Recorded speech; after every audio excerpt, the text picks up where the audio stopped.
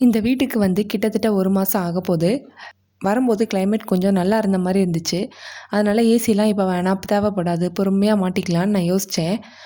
ஆனா போக போக ஹீட் வந்து தாங்க முடியல. பயங்கர ஹீட் ஆயிப்போச்சு. ஏசி இல்லாம தூங்கவே முடியல. சரி ஏசியே புக் பண்ணிடலான்னு சொல்லிட்டு ஆன்லைன்ல தான் ஏசி மாட்டுறதுக்காக புக் பண்ணியிருந்தேன்.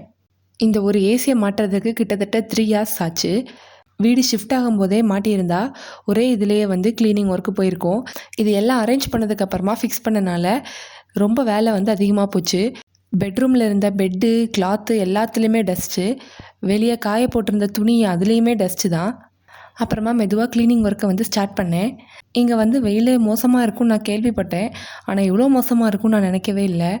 கன்னியாகுமரியிலேருந்து சென்னைக்கு வரும்போது என் ஊரை விட சென்னையில் வந்து வெயில் அதிகம்தான். அதை வந்து மேனேஜ் பண்ண கஷ்டமாக இருந்துச்சு. இப்போ அங்கேருந்து இங்கே வந்தால் அதை விடையும் வெயில் அதிகமாக இருக்குது. இங்கே வந்து சுத்தமாக மேனேஜே பண்ண முடியல. வீட்டுக்குள்ளே ஓரளவுக்கு கூலிங்காக இருக்கிறதுனால அட்ஜஸ்ட் பண்ணிக்கலாம். ஆனால் வெளியே தலை காட்ட முடியாது, பயங்கர வெயில். வீட்டை விட்டு வெளியே போனால் கரிஞ்சு போய் தான் கடைசியில் வீட்டுக்குள்ளே வரணும். அந்த மாதிரி தான் இருக்குது இங்கே நிலமை. தண்ணி, ஜூஸுன்னு லிக்விட் ஐட்டமாக குடித்து பாடியை ஹைட்ரேட்டடாக வச்சுருந்தா மட்டும்தான் இங்கே வந்து நம்ம சர்வை பண்ண முடியும்.